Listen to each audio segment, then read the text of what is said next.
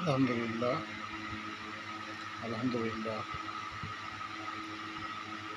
চীন ঘোষণা দিয়েছে তাদের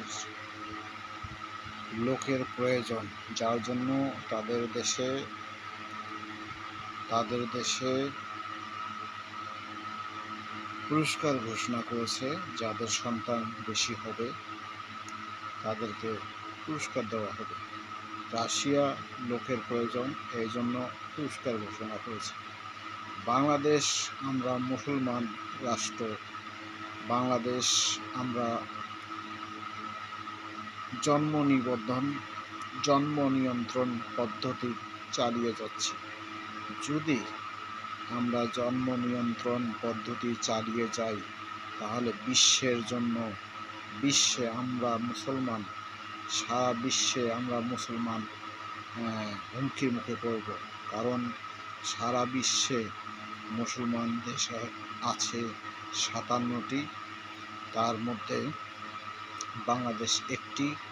এবং বাংলাদেশের মধ্যে যদি মুসলমানদেরকে জন্ম নিয়ন্ত্রণ পদ্ধতি চালু রাখা হয় তাহলে দিন দিন বাংলাদেশে মুসলমানের সংখ্যা এত কমে যাবে, ডাইন পাশের বাড়িটি হিন্দুর হবে, বাম পাশের বাড়িটি বৌদ্ধর হবে, পূবের বাড়িটি খ্রিস্টানের হবে এবং পশ্চিমের বাড়িটি বৌদ্ধর হবে।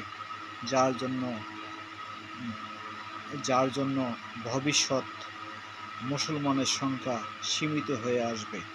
আর সীমিত হলেই মুসলমান বিশ্বের মধ্যে আরও ধোঁকার মধ্যে এবং চাপের মধ্যে পড়বে। সংখ্যাগরিষ্ঠ, তাই মুসলমান সংখ্যা অনেক কম হয়ে আসবে। যার জন্য জন্ম নিয়ন্ত্রণ পদ্ধতি বাতিল করে সন্তান অবশ্যই গ্রহণ করতে হবে।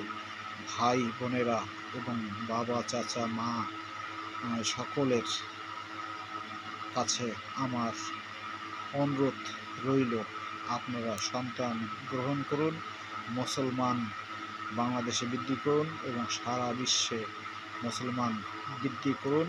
এটা শুধু বাংলাদেশের জন্যই নয়, সারা বিশ্বের মুসলমানের জন্য,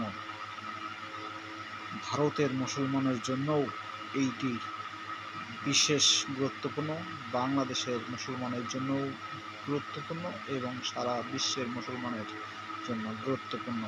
তারা সন্তান নেবে এবং মুসলমান সম্প্রদায়কে বৃদ্ধি করার লক্ষ্যে, যার জন্য ভবিষ্যৎ বিশ্ব তার মুসলমানের হাতের মুঠোয় আসবে ইনশাআল্লাহ।